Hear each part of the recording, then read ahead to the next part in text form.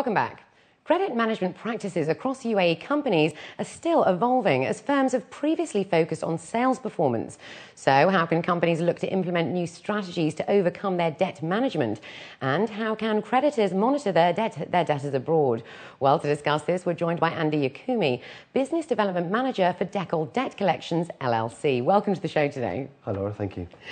So give us an overview of debt management here in the UAE. Okay, well, generally there's a lack of maturity in the market. There's been so much focus in the past on sales.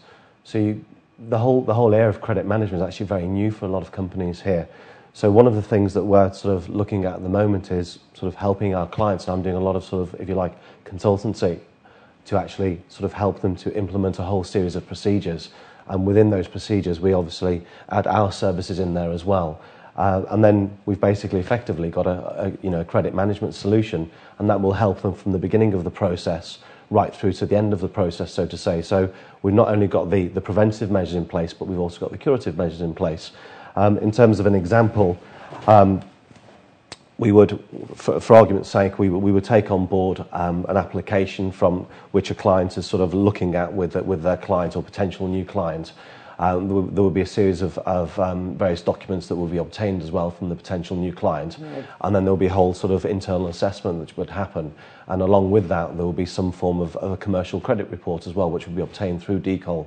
And then once all of that has been done, the assessment is then sort of done internally, and they will make a decision.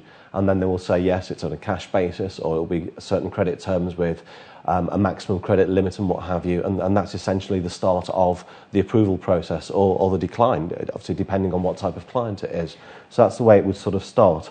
Right now, it's still quite new for a lot of companies. And I've actually noticed as well that even some companies which are sort of well known in sort of other parts of the world, who have actually been here for a while, yet they don't seem to follow the same processes that you have obtained, you've had abroad. Right. So even with those companies, it's sort of a learning curve even for them as well. And I think like we've got to that stage now where sales have been hit really, really hard, and the market's suffering. So people are realising now exactly the sort of mistakes made, I suppose. Absolutely, because so there was no assessment before, and it was sign on the dotted line, there's the goods or here's the services, and then later on they're chasing, not getting paid. And now they're saying, oh my God, we've got all these debtors that are not paying, what do we do? And so, it's obviously that the market's quite tough at the moment, yeah. But at the end of the day, that's what we're here for, to obviously help companies get out of that. And I say, get the process right from the beginning, and hopefully then minimise the problems later on down the line, because obviously coming to me, when you've got the serious problems, it's much harder to deal with. Definitely. If you come to me from the beginning and we put the right procedures in place, then we've got a happy client at the end of the day. Put the right structure in, and it's all go from there. Absolutely. So in terms of companies, I mean, this covers every single type of industry, does it? Is that right? It's literally for everybody and anybody. Yeah. I mean, we're working across all sectors and industries. We work, well, anything from the hotel industry, IT, car hire, lease. We work with building material suppliers, jewellery suppliers, you name it. Anything, wow. Anything and everybody. Yeah. Dubai is sort of the regional hub for a lot of business, so we could be dealing with potentially anybody, and it's a great market. I mean, it's a lot of fun for people like myself. You just get to work with so many different types of clients, and but you come across different problems for different groups at the end of the day.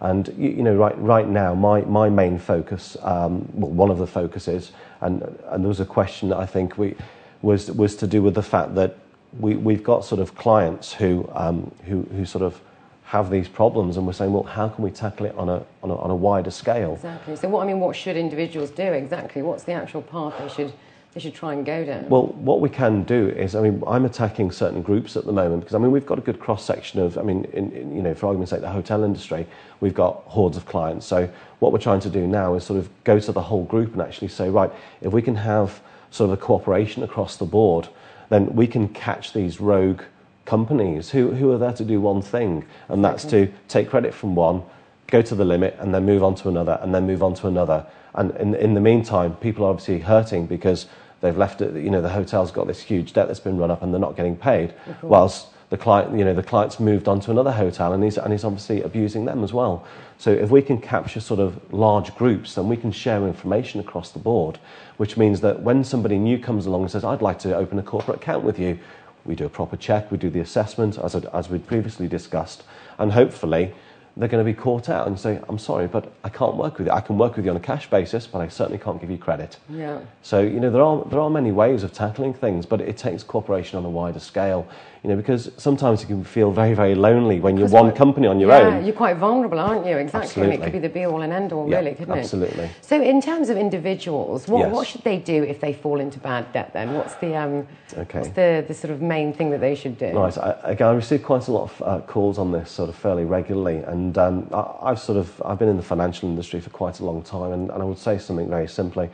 Please don't hide if you've got a problem. You need to face it, because at the end of the day, the longer that you leave that problem outstanding, the worse it will get. Right. Now, I'm sure any bank that's owed, whether it be a credit card or some sort of loan that they've defaulted on, whether it be a house loan or just an overdraft, if you go back to the bank and you sit there and you tell them realistically what your income is and what your expenditure is and come up with a proper plan, and then you actually stick to that plan, the banks will listen to you. I mean, there are whole departments now that the banks have opened up, because they also have a lot of problems to deal with as well. Of course, yeah. So, it's getting rid of that fear, really, isn't it? Yeah, I mean, you can't bury your head in the sand. Exactly. You have to deal with it, because, debt is debt at the end of the day, and the longer it's outstanding, the larger the debt will become.